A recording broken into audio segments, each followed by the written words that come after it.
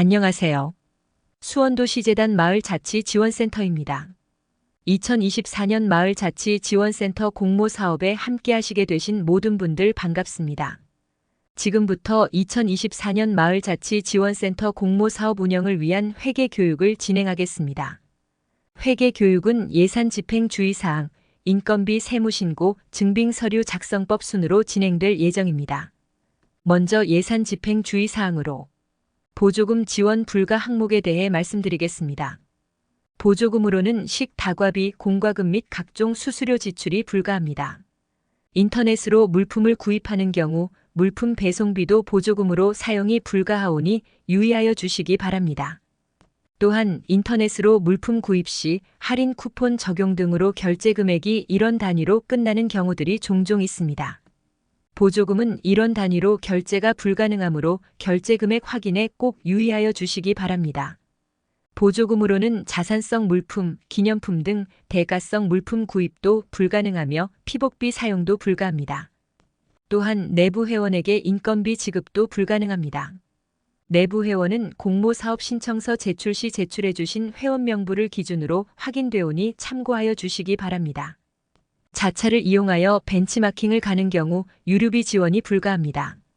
또한 실행계획서를 기준으로 변경 승인 없이 임의로 예산계획을 변경하여 사용하는 것도 보조금으로 지원이 불가능하므로 꼭 유의하여 주시기 바랍니다. 다음으로는 보조금 지출 원칙을 말씀드리겠습니다. 먼저 인건비를 제외한 보조금 사용은 무조건 보조금 전용카드 사용을 원칙으로 하고 있습니다. 현금으로 인출하여 사용하시는 것은 불가합니다. 인터넷 거래 시에도 계좌이체는 불가능함을 참고해 주세요. 두 번째, 사업 계획을 준수해야 합니다. 승인된 실행계획서를 기준으로 사업 추진과 사업비 집행을 해야 하며 계획 변경이 필요한 경우 센터의 승인을 받아야 변경된 계획으로 사업 실행이 가능합니다. 추진 일정 변동의 경우 사업 변경 신청 및 승인의 절차는 없어도 됩니다. 세 번째, 관련 세법을 준수하여야 합니다. 강사비, 자문비, 공연비 등 인건비 지출 시 관련 세법에 따라 원천징수 신고 및 납부가 필요합니다. 네 번째, 내부 회원이 운영하는 업체 또는 단체 등과의 내부 거래는 금지됩니다. 위반 시 환수 조치가 이루어질 수 있으니 사전에 꼭 확인 바랍니다. 다섯 번째, 포인트 적립이 불가합니다. 사업 추진을 위한 재료 등을 대형마트, 다이소 등에서 많이 구입하시는데 보조금은 세금으로 개인 포인트 적립이 절대 불가합니다. 포인트를 적립한 경우에는 적립한 포인트를 기준으로 환수 조치가 이뤄질 수 있습니다. 여섯 번째, 보조금 지출은 8월 30일까지만 가능하오니 꼭 기한을 준수하여 주시기 바랍니다. 지출 기한이 지난 후 지출된 금액들은 환수 조치가 이뤄질 수 있습니다. 일곱 번째, 실행계획서의 벤치마킹에 대한 내용을 계획한 경우 벤치마킹 가기 전 세부 계획 및 인원에 대해 사전에 센터와 협의가 필요합니다. 마지막으로 보조금 지출에 대한 증빙 서류는 필수 사항입니다. 사업 종료 후 보조금 정산이 이루어져야 하며 보조금 정산 시 증빙 서류 첨부가 필수이니 비목별 필수 증빙 서류를 확인하여 철저히 챙겨주시기 바랍니다. 비목별 증빙 서류에 대해 말씀드리겠습니다. 강사비 증빙 서류로는 강사 이력서, 확인서, 강의 사진이 첨부된 활동일지, 이체 확인증, 원천징수 납부 확인서가 있습니다. 단순 인건비는 확인서, 증빙 사진이 포함된 활동일지, 이체 확인증, 원천징수 납부 확인서를 챙겨주셔야 합니다. 공연비는 공연팀 이력서 및 명단, 확인서, 공연 사진이 포함된 활동일지, 이체 확인증, 원천징수 납부 확인서가 필요합니다. 공연비는 공연팀 인원수를 기준으로 금액이 산정되므로 명단의 인원수를 확인 바랍니다. 자문비는 전문가 이력서, 확인서, 자문 내용이 담긴 자문서, 자문 사진이 첨부된 활동일지, 이체 확인증, 원천징수 납부 확인서가 필요합니다. 원고료는 원고 작성자의 이력서, 확인서, 원고 사본, 이체 확인증, 원천징수 납부 확인서가 필요합니다. 홍보비는 카드 영수증, 견적서 또는 거래 명세서, 물품 사진이 필요합니다. 물품 사진 촬영 시에는 구입한 품목과 수량이 모두 보일 수 있도록 촬영해 주세요. 인쇄비는 카드 영수증, 견적서 또는 거래 명세서, 인쇄물 사진과 함께 인쇄물 출력본도 함께 챙겨주셔야 합니다. 소모품 구입비는 카드 영수증, 견적서 또는 거래명세서, 물품 사진이 필요합니다. 단기 임차비는 카드 영수증, 견적서 또는 거래명세서, 임차물 사진이 필요하며 업체의 사업자 등록증도 함께 첨부되어야 합니다.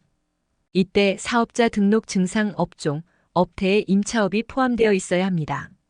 체험비는 카드 영수증, 입장권, 체험사진이 포함된 활동일지, 참석자 명단이 필요합니다.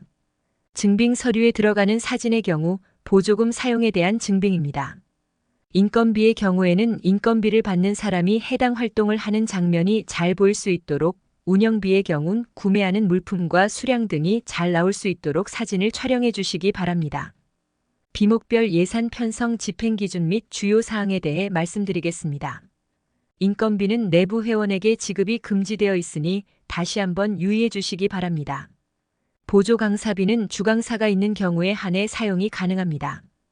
단순 인건비는 2024년 최저 시급 9,860원을 기준으로 지급해야 하며 동일인에게 1일 8시간 이내, 주당 14시간까지만 지급이 가능합니다.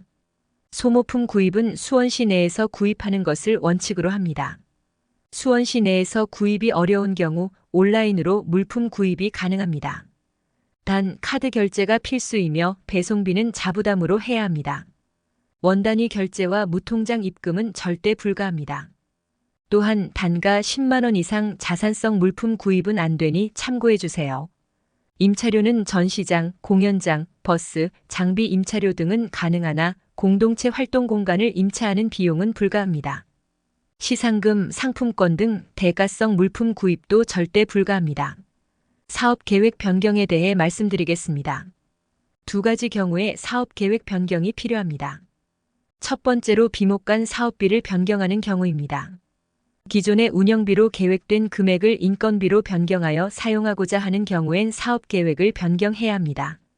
두 번째로 사업비 총액의 10%를 초과하는 예산, 사업 내용을 변경하는 경우입니다. 사업비 총액이 300만 원이므로 같은 운영비에서도 프로그램 재료비 중 30만 원 이상을 홍보비로 변경하여 사용하고자 한다면 비목 내 변경이지만 사업비 총액의 10% 이상이므로 사업 계획 변경이 필요합니다. 비목 내 사업비를 총 사업비의 10% 이내에서 변경하고자 한다면 별도의 사업 계획 변경은 필요하지 않습니다. 예를 들어 프로그램 재료비 중 10만 원을 홍보비로 변경하여 사용하는 것은 비목 내 변경, 사업비 총액의 10% 미만으로 사업 계획 변경을 하지 않아도 됩니다. 단 사업비 변경액이 10% 이내이더라도 비목 내 변경이 잦은 경우에는 향후 원활한 정산을 위해 비목 내 예산 변경 사유서를 받을 수 있습니다. 문의사항이 있을 경우 언제든 센터로 문의해 주세요. 사업계획 변경 시에는 사업계획서 변경 내용에 대해 마을자치지원센터의 검토를 받은 후 추진주체 회원 50% 이상 동의를 받아 공모사업 변경 승인 신청서를 제출하셔야 합니다. 이후 마을자치지원센터 승인을 통해 최종적으로 사업계획 변경이 완료됩니다. 지금부터는 사업 추진 중 지출되는 인건비와 관련하여 세무신고에 대한 내용을 안내드리겠습니다. 먼저 원천세 신고 기준입니다. 공모사업 추진에 있어 사업 내용에 따라 강사비, 자문비, 공연비 등 인건비를 책정하게 되는데 1인 기준 월 12만 5천 원 미만은 세금 공제 없이 인건비 전액을 입금하시면 됩니다. 1인 기준 월 12만 5천 원 이상은 세금 공제 후 인건비를 입금하셔야 하는데 이때 소득세 8%, 지방소득세 0.8%를 공제 후 공제 금액을 입금하셔야 합니다. 공제한 세금은 인건비 지급일의 다음 달 10일까지 신고하고 납부하셔야 합니다. 미납 시 가산세가 부과되오니 꼭 유의하여 주시기 바랍니다. 예를 들어 김수원 강사에게 4월 한 달 동안 18만 원의 강사비가 지급되어야 한다면 김수원 강사에게는 18만 원에서 8%의 소득세 1만 4,400원, 0.8%의 지방소득세 1,440원을 제하고 16만 4,160원을 입금하셔야 합니다.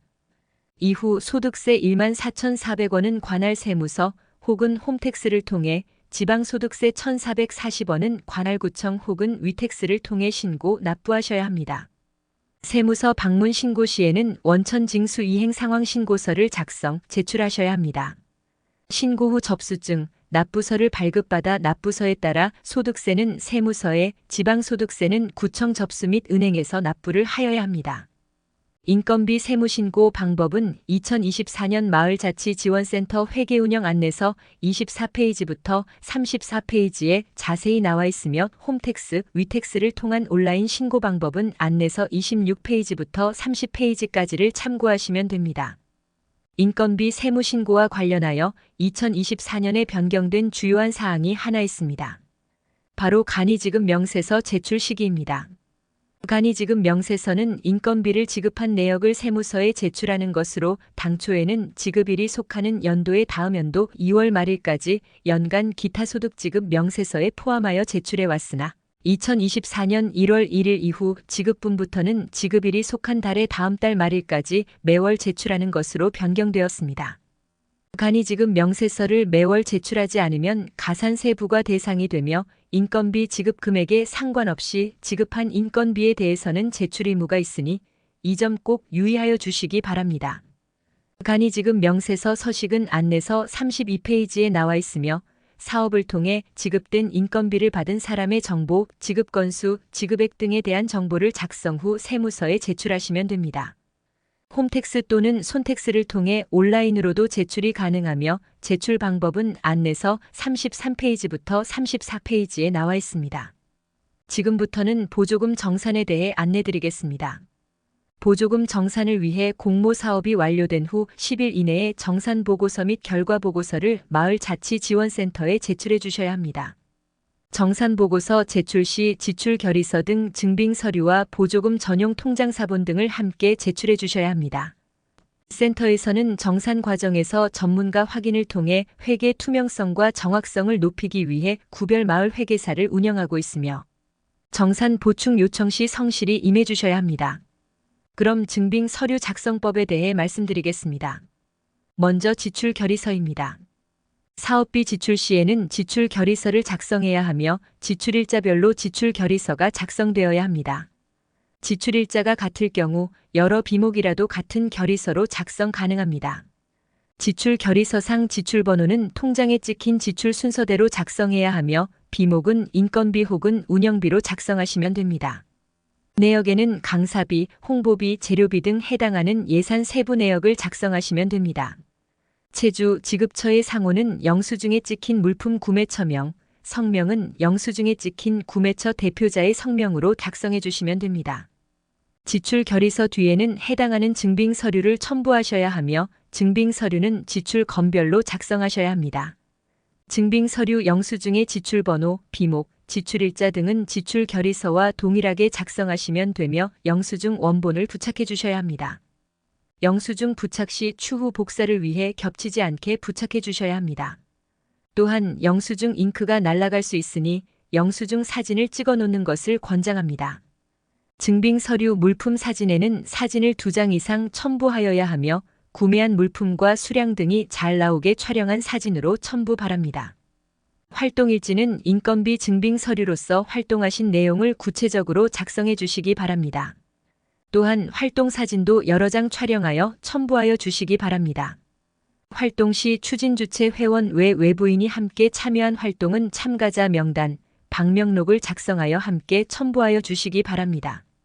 확인서도 마찬가지로 인건비 증빙서류로서 세부 활동명, 내용, 일자, 장소, 금액은 추진주체에서 작성하며 성명, 주민등록번호, 소속직위, 주소, 은행명, 계좌번호, 성명 및 서명은 인건비를 받는 본인이 직접 작성하셔야 합니다. 또한 확인서에는 개인정보가 많이 담겨 있어 개인정보 수집비용 동의를 필수로 받아야 하며 주민등록번호는 세무신고를 위해 13자리 전부 기재되어야 합니다.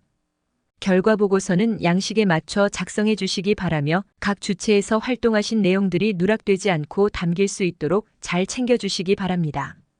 정산보고서도 양식에 맞춰 작성해 주시기 바라며 보조금 집행 변경 내용 및 사유는 변경하신 경우에만 작성해 주시면 됩니다. 보조금 세부 집행 내역은 지출 순서, 통장 내역 순서에 맞춰 작성해 주시기 바랍니다. 그럼 이상으로 회계 교육을 마치도록 하겠습니다. 사업 추진 시 궁금한 사항이 있으시면 마을자치지원센터로 언제든지 연락 주시기 바랍니다. 감사합니다.